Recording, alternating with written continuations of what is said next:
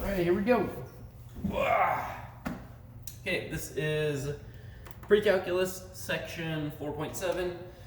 Today we're talking about the inverse trigonometric function. So arcsine, arccosine, arctangent, or inverse sine, inverse cosine, inverse tangent. The main goal today is just to be able to evaluate those three functions. So let's get started with the inverse of cosine, or the arc cosine. So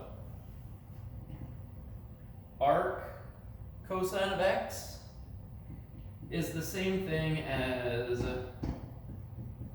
cosine inverse of x, or basically,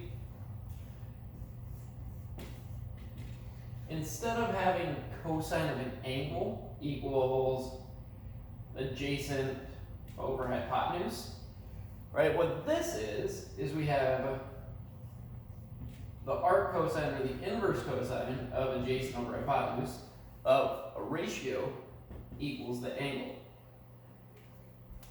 But for a function to have an inverse, that function must be 1 to 1. So if I look at the cosine function, right, and I look at the graph of the cosine function, it looks like this.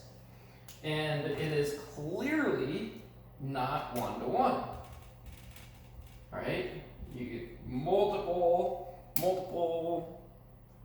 inputs can give you the same output. Right? It crosses the x-axis infinitely many times. So what we have to do is we have to restrict the domain of the cosine function to where it is 1 to 1. And that's going to be between x equals 0 and x equals pi for cosine of x. And then the y values would go from 1 to -1 for cosine x, which means when we flip it, the arc cosine has a domain from -1 to 1. Oh my goodness, it should be inclusive. Right, because remember, the domain of the inverse is the same as the range of the original. And then the range of the arc cosine, or the inverse cosine, is from 0 to pi.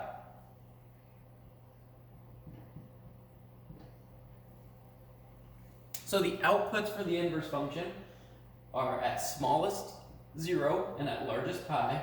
And the smallest number you can put in for x for this function is -1. The biggest number you can put in for x for this function is +1. Because we're just looking at the inverse of this part of the cosine function.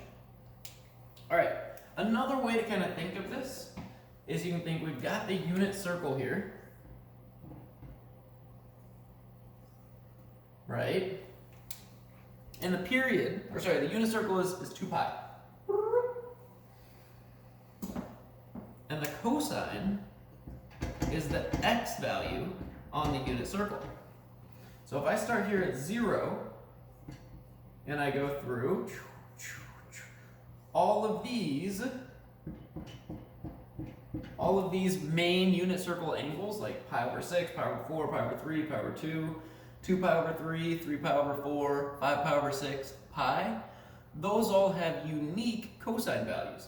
Once I go here to like 7 pi over 6, the cosine here at 7 pi over 6, -√3 over 2, is the same as cosine of 5 pi over 6. So looking at the unit circle, we just want from 0 to pi. Now I'm going to write the cosine of each angle up here, right? √3 over 2 if it's pi over 6, if it's pi over 4, it's √2 over 2, if it's pi over 3, it's 1/2. Here cosine is 0. Here cosine is 1. Right, that 0 was the angle. Sorry. Here we're at -1/2, that's at 2 pi over 3, and here we're at -√2 over 2. And when the angle is pi, we're at -1. So let's just do a little bit of evaluating. Let's say we want to find the inverse cosine of √3 over 2. This is the same as saying cosine theta equals square root of 3 over 2. And we want to know what theta is, right? Because cosine inverse, the answer to that is an angle, and the input is the ratio, right? So what we got to do here is say, all right, what angle gives us square root of 3 over 2? It's this angle right here, and this angle is pi over 6.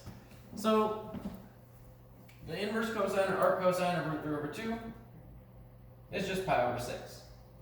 Now, sorry, I need to clarify this.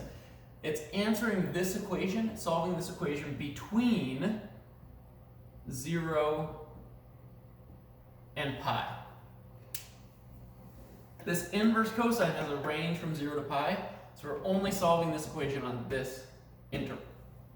On that interval. All right, let's do a couple more, and then that'll be it for arc cosine. Let's say we have arc cosine of 1/2.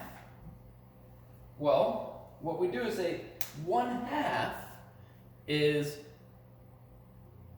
the cosine. Cosine of this angle equals 1/2. We got to find that angle. So we look at our cosine. We're like, all right, where is the cosine equal to 1/2? Right here. What angle is this? This is at an angle of pi over 3. So it's pi over 3. Right, we're solving, in this case, cosine theta equals 1/2, once again between 0 and pi. Let's do one more. Let's say we have the arc cosine of -10. Or let's just say pi. Sorry, not -10, let's say pi. Let's say we have the arc cosine of pi. Well, in this case, you got to resist the urge to be like, oh, that's -1. It's not -1 because it's the arc cosine. It's saying, hey, cosine of what angle equals pi? Well, we know cosine only has outputs between -1 and 1, right? We already said the domain of this inverse function is -1 to 1. Pi is 3.14159, other stuff, right? So here, it does not exist, right? It does not exist, or I think the book says impossible. Okay, let's go ahead and do the same thing for sine. All right, so let's look at the inverse of the sine function, the arc sine.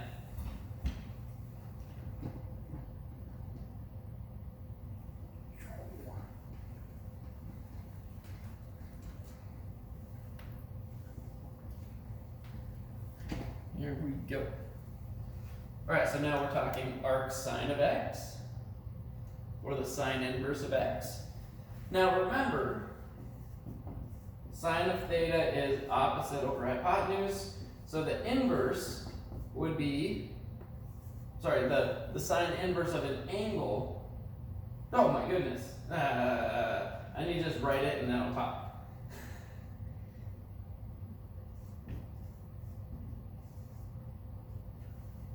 So the sine function eats angles, the inputs are angles, it outputs, spits out the ratio opposite to hypotenuse.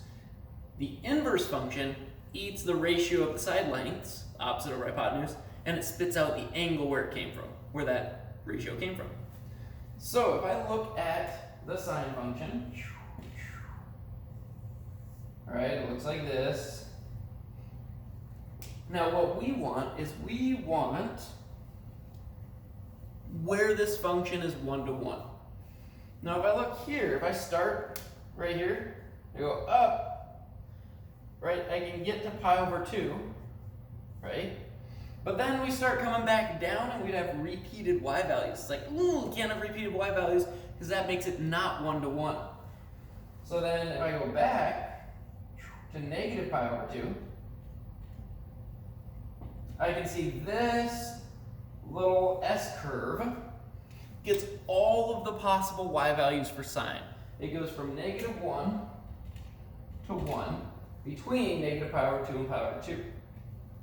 So here, the range for inverse sine is different than the range for cosine, or inverse cosine, or arc cosine.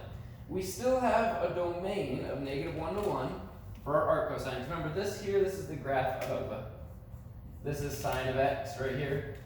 So when I'm talking about the arc or the inverse, I have to switch the x's and the y's, right?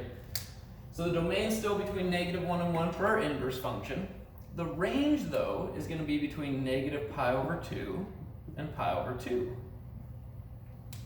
And another way to look at this is if we look at our unit circle, if we just look at the right half of the unit circle, we can see, well, the sign here is going to be 1/2 at pi/6, √2/2 at pi/4, √3/2 at pi/3, and then it's going to be 1 up here at pi/2. It'll be 0 here, and then at our negative angles, we'll be at -1/2, -√2/2, -√3/2, sorry, and then -1. If I go past this point, past pi/2, these y values start to repeat again. And if I go this way, these y values start to repeat again. So the angles go from -pi/2 to pi/2. Okay, let's go ahead and evaluate some inverse sine function, some arc sines. So let's say we have arc sine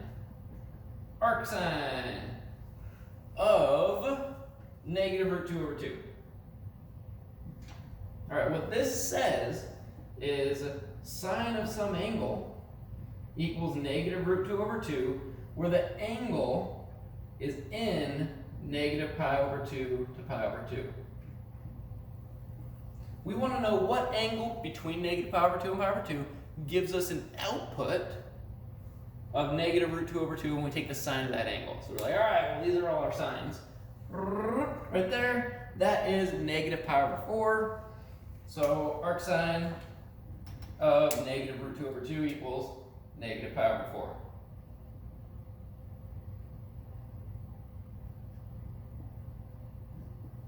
All right, let's say we have the inverse sine or the arc sine of 1. Well, that's the same as saying the sine of some angle equals 1. Well, what angle gives us a sine of 1? Well, that's pi/2. So it's just pi/2. All right. Let's go ahead and do tangent, and that'll be it for these specific ones. We'll do a couple more interesting problems, and then that'll be the video. All right, so let's talk about tangent.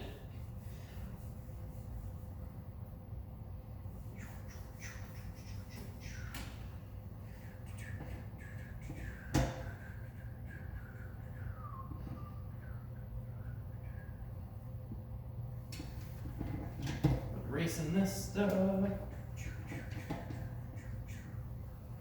Erase this stuff. Woo. And there we go. All right. So remember, tangent of an angle is the opposite over adjacent, TOA. So that means the inverse, so arctan, or inverse tangent of the ratio equals the angle. So now if I just look at the tangent function curve, right, this is what the graph looks like for tangent. And we notice, right, if we look at the whole function, it is not one-to-one because it keeps repeating the same like S curve between the asymptotes. So if I want a function, or sorry, if I want to restrict this so that it is one-to-one, all I gotta do is go in between the two asymptotes. So once again, I'm going to pick between pi/2 and -pi/2. So this is what we're looking at here. And remember, this is tangent of x. So this distance here is -pi/2 to pi/2. That's our range, but we never actually get there because it's an asymptote. So what I have to do here is I have to change this inclusive bracket to an exclusive parenthesis. So the range of the inverse, which is arctan, or the tan inverse, right, either way, is now -pi/2 to pi/2, not including either of those because, right, those are where our asymptotes are. Tangent of pi over 2 is undefined, right? So that's that. The domain. The domain of our inverse function is the range of our original function. Now, because tangent follows these asymptotes, the domain is all real numbers for negative infinity to infinity, which is kind of cool. All right, so looking at this, we're between negative pi over 2 and pi over 2 again. And for tangent, we're undefined at negative pi over 2 and pi over 2. Right, because remember, tangent represents the slope of the radius. We have vertical lines here, slope of vertical line is undefined. At 0, the tangent is 0. At pi over 6, the tangent is root 3 over 3. At pi over 4, it's 1. At pi over 3, it's square root of 3. And then as we go this way, it reflects. So we're negative root 3 over 3, negative 1, negative square root of 3. So these are the tangents for each of those angles. Now let's do a couple examples. Let's say I want the arctan of negative square root of 3. Well, that's saying tangent of some angle equals negative root 3, and this angle is in between negative pi over 2 and pi over 2. So I'm saying what angle between negative pi over 2 and pi over 2 gives me a tangent that's negative root 3. Boop, it's this one, it's right here, it's the steeper one. And that is at negative pi over 3. So here this equals negative pi over 3. All right, one more. Let's say we have inverse tangent or arctan, right? These are interchangeable of root 3 over 3. Go ahead and tell me what that is. Like this, I mean, don't tell me, tell yourself, but I'm going to give you a moment to think about it. What's that equal to? All right, well, that means tangent of some angle equals root 3 over 3. So we go, oh, where is it equal to root 3 over 3? Right here. That angle is pi over 6. So just equals pi over 6. Boom, got it. Cool. All right, we're going to do three problems that are a little bit more involved, and that'll be it.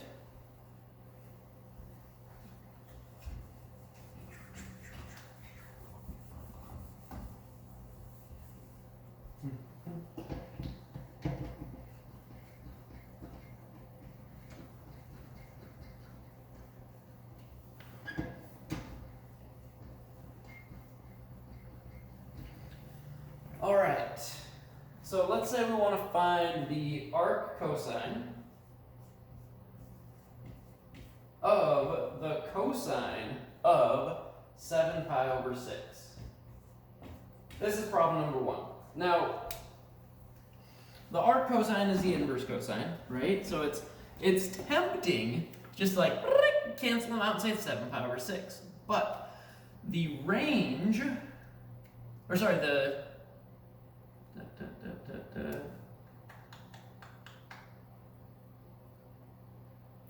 range for the arc cosine. So the output, the answer to an arc cosine function, to one of those, the answers, the range, has to be between 0 and pi. 7 pi over 6 is bigger than pi. So 7 pi over 6 cannot be the answer, right? The answer to this has to be inside that arc cosine range. So what we do is say, all right, what is the cosine of 7 pi over 6? In other words, what we're doing here is we are just evaluating this composition of functions the way we normally would. We're just start at the inside, evaluate the inside function, and then evaluate the next one. So, cosine of 7 pi over 6, right? That's going to be down here on the unit circle. That's negative root 3 over 2 for the x, right? Because the x is the long one there. So now we go arc cosine of negative root 3 over 2, which is saying what angle between 0 and pi gives you a cosine that's equal to negative root 3 over 2? Well, it's up here. It's at this angle, which is 5 pi over 6. So this is equal to 5 pi over 6. And the reason it's not equal to 7 pi over 6 is because every answer from an arc cosine or an inverse cosine has to be between 0 and pi. 7 pi over 6 is not between 0 and pi. So anytime you have a problem similar to this, what you have to do is say, hey, what is this cosine? Right, is this in the range? If this isn't in the range, then just find out what it's equal to, and then take the arc cosine of the answer. Okay, let's do another one. Here we go. Let's say we have the cosine of the inverse sine of 2/5. This is a little bit different.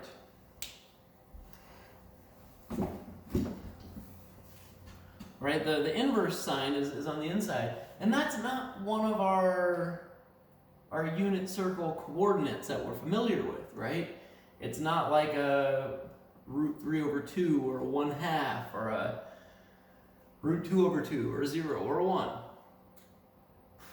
So what we got to do is we got to think a little bit about this. We're like, all right, well, if we're just going to look at the inside, always start with the composition of functions.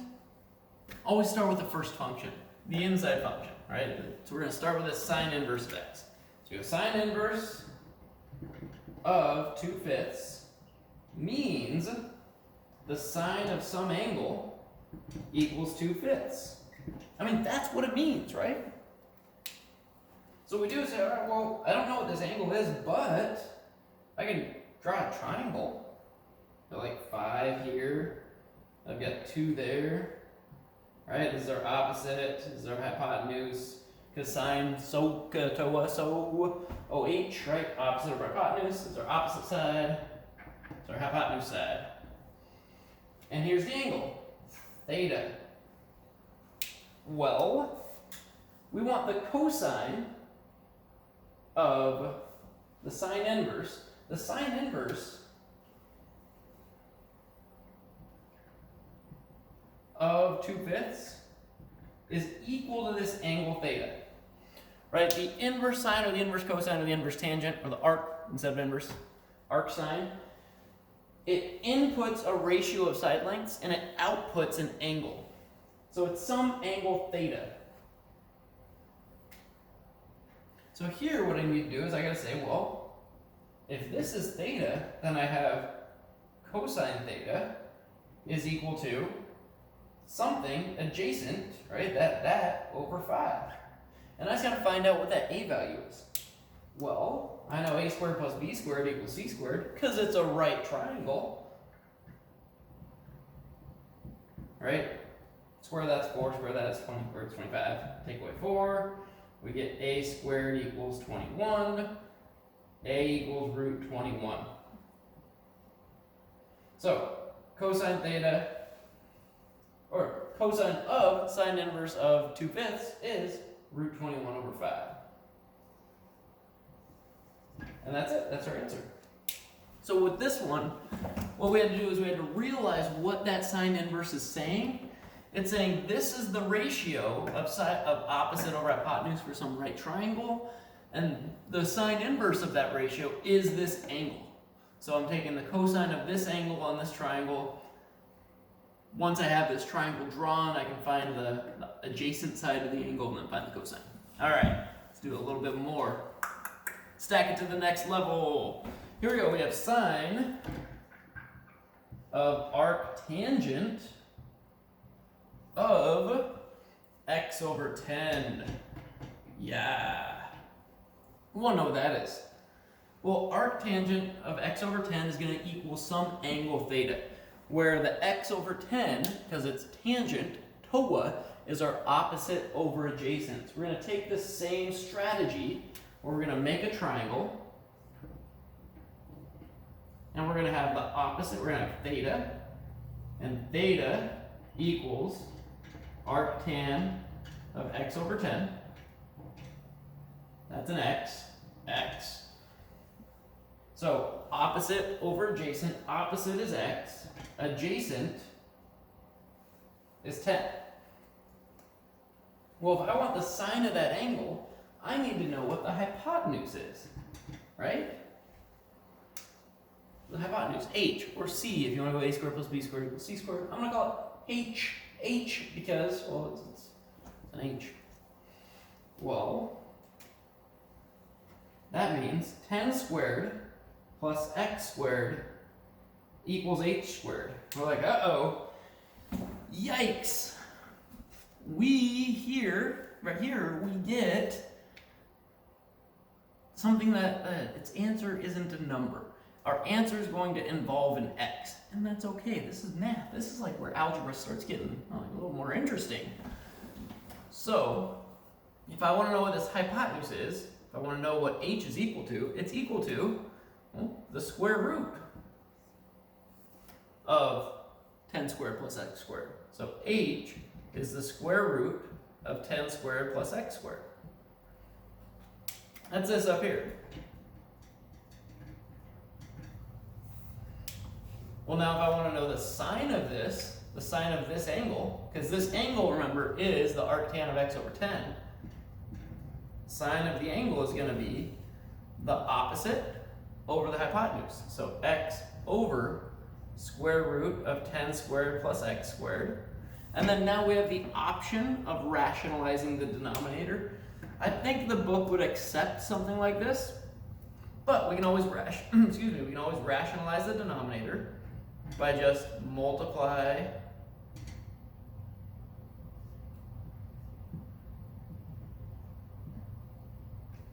by the square root of 10 squared plus x squared over 10 squared plus x squared. And this gives us x square root 10 squared plus x squared over 10 squared plus x squared. Sorry, I don't need the 10 squared. I can just make all these 10 squareds 100. It's kind of silly to have that 10 squared there.